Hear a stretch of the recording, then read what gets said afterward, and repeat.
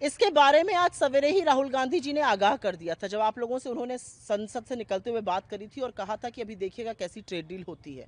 इससे ज़्यादा भयावह और बुरी खबर हिंदुस्तान की अर्थव्यवस्था के लिए, हमारी इकोनॉमी के लिए नहीं हो सकती थी। 25% टैरिफ लगाया गया है और साथ ही में पेनल्टी लगाई गई है रूस से तेल खरीदने के लिए, रूस से आर्म्स एंड एम्यूनिशन खरीदने के लिए।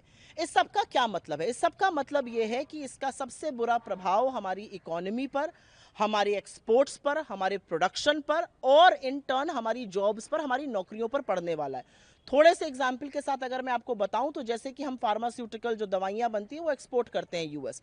अब 25% टैरिफ लगेगा, वो महंगी हो जाएंगी यूएस में, तो डिमांड कम होगी। डिमांड कम होगी तो ये कंपनियां उत्पादन भी कम करेंगी। अगर उत्पादन और प्रोडक्शन यहाँ पे कम करती हैं तो कम लोगों को नौकरी पे रखेंगी, लोगों की नौकरियां जाएंगी, कम लोगों को फ्रेश हायर किया जाएगा। तो इसका बहुत बड़ा एक कुचक्र है और उसका बड़ा भयावह परिणाम होने वाला है। ये दो चीजों का सूचक है। ये सूचक है हमारी बिल्कुल विफल ध्वस्त विदेश नीति का।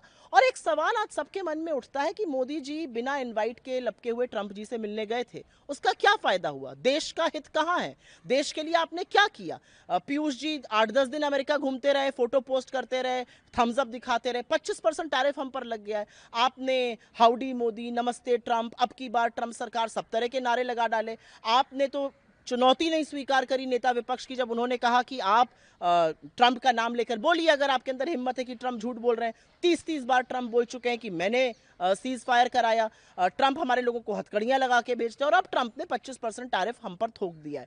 तो सवाल इस बात का है कि जब ये सब हो रहा है तो नरेंद्र मोदी जी के पास आज क्या जवाब है? इतना बड़ा कुप्रभाव इस देश की इकोनॉमी पर इसका होने वाला है, तो कुछ ना कुछ तो प्रिपरेशन सरकार ने की होगी ना। कितने सेक्टर है? इलेक्ट्रिकल है, फार्मास्यूटिकल्स है, जेम्स एंड ज्वेलरी है, मिनरल्स है, तमाम टेलीकॉम इक्विपमेंट्स है, इलेक्ट्रॉनिक्स है, ये सारे सेक्टर इससे प्रभावित होने वाले हैं।